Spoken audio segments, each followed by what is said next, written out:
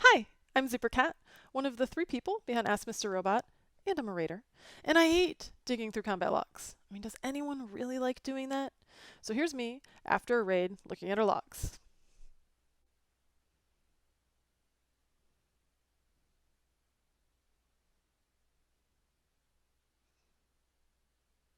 I fall asleep every time. So we spent the past year trying to figure out what would make combat logs both fun and easy to use. Well, what have we come up with? Infographics! That's right, Mr. Robot will now generate infographics based off of your raid data. Want to see it in action? I'm so glad you asked. Let's take a look. I'm going to give just a tiny preview since most of the fun is seeing it with your own logs. So about this page, I've pre-selected myself up here, but I can quickly change it to anybody else that I want. And then you can see all the bosses. Each one has a score. On the left is the score for myself, and then on the right is the score for my raid team. Green is good, orange is bad.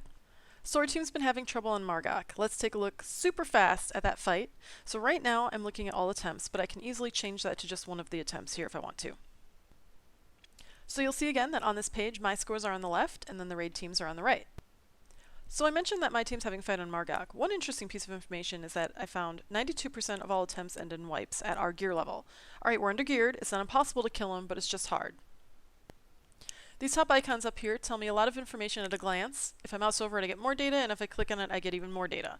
So apparently we did really well in Arcane Wrath, which is to everyone's surprise because it felt like we were doing bad at it. People were getting yelled to get out, people got short-tempered.